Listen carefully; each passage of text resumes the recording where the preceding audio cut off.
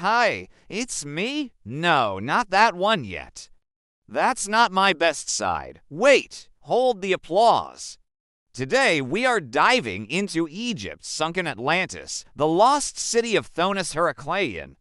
This was an ancient Egyptian port city on the edge of the world, the very edge of the known world, where Africa meets Europe and East meets West. It was the gateway between the Mediterranean and the riches of the Egyptian interior, a place where cultures mingled and fortunes were made and lost. And then it sank beneath the waves, swallowed by the sea and forgotten by all but the fishes until now.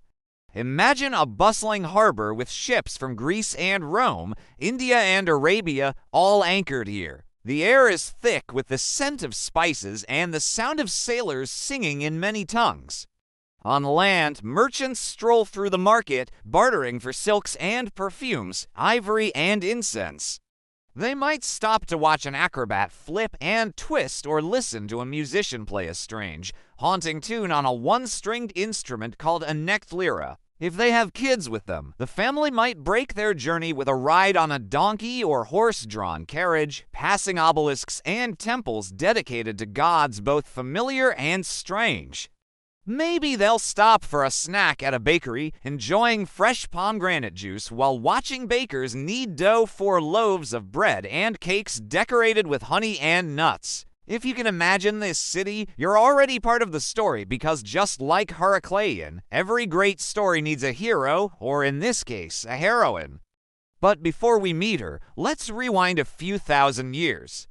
The history of Thonis dates back to around 3200 BC, making it almost as old as the pyramids themselves. Then, in 712 BC, it was captured by the Assyrians, then came the Persians, then Alexander the Great. In the 2nd century BC, it was a vital trading post for the Ptolemies.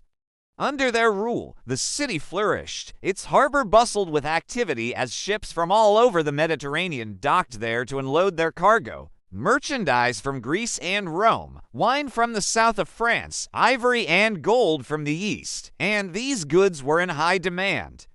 Heracleion became one of the richest cities in the Mediterranean, its streets lined with temples and monuments to the gods.